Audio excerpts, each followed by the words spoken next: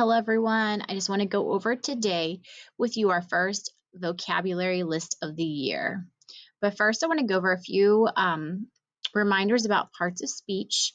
Just a reminder that a noun is a person, place, or thing. A pronoun is a word that replaces a noun such as he, she, it. Verb is an action word. An adjective is a word that describes a noun. Adverb is a word that then changes a verb. Preposition links a noun to other words. Conjunction connects words or phrases, and an interjection is a word that shows emotion. So our first word is articulate or articulate. So first we have an adjective definition, well-spoken or clear. For example, the articulate woman made a living narrating for a radio and television advertisements. It also is a verb as a definition, to speak clearly and distinctly. Please articulate the instructions so that there's no confusion. Move this down so you can see that, so there's no confusion. Our next word is debris. Should be a familiar word to most of you. It's a noun definition meaning scattered remnants or rubble. For example, the typhoon destroyed buildings and filled the streets with debris. So this is actually from a few summers ago, debris from a tornado that happened to take place in Parker. The next one is we have decry, which is a verb, to condemn or disapprove openly. For example, citizens decried the new law until a court ruled it unconstitutional. So a hint for this might be someone might cry if they disapprove or do not like something. So think of the word cry that's in this word. Sometimes that helps to come up with creative ways or words within the word in order to help you remember what the definition is. The next word is harass, which is a verb, to torment continually or to irritate. For example, Damien's mother harassed him until he finally cleaned up his room. Again, this should be another familiar word to most of you. The next word is opportune. It means an adjective, happening at a convenient time or it's favorable. For example, Monday was the opportune day for the party because most of the guests had a day off. So opportune meaning it's a convenient time, it's a great opportunity for something to happen.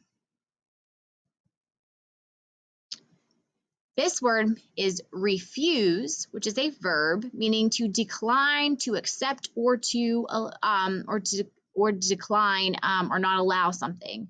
For example, you will not be allowed to rent any more movies if you refuse to pay the late fees. So this is how you pronounce this one, refuse. The next one we have here is refuse, meaning it's a noun, discarded items or trash. This might be a little bit of a different word. For example, all refuse must be taken to the city dump. So these two words, even though they're spelled the same, they are pronounced differently. The next one is skeptical. It's an adjective meaning doubting or disbelieving. For example, Dan was skeptical about buying a watch from the vendor on the street. If you've ever watched this show, he's kind of like, what you talking about, Willis? So he's very skeptical a lot of the time. The next one is sullen, meaning it's an adjective, first of all, meaning miserable, gloomy, somber. For example, her sullen poetry reflects her real life worries and uncertainties. The next word is trivial. It's an adjective meaning of little importance. For example, after seeing what his friend endured, Ben felt that his own problems were trivial or not that important.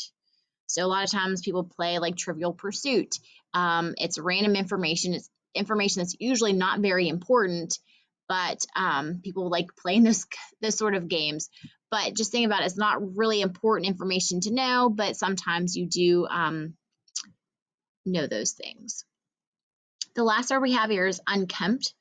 It's an adjective meaning maintained poorly or untidy. Some of your lockers here in a few weeks might look this way, or we might be able to describe them this way. Your rooms might look this way. For example, the grass in the unkempt lawn stood 2 feet tall.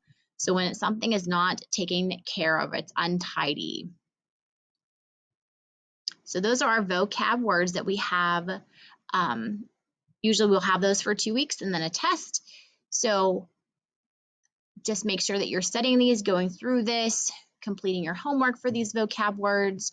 And if you have any questions or need any help with these, please let us know.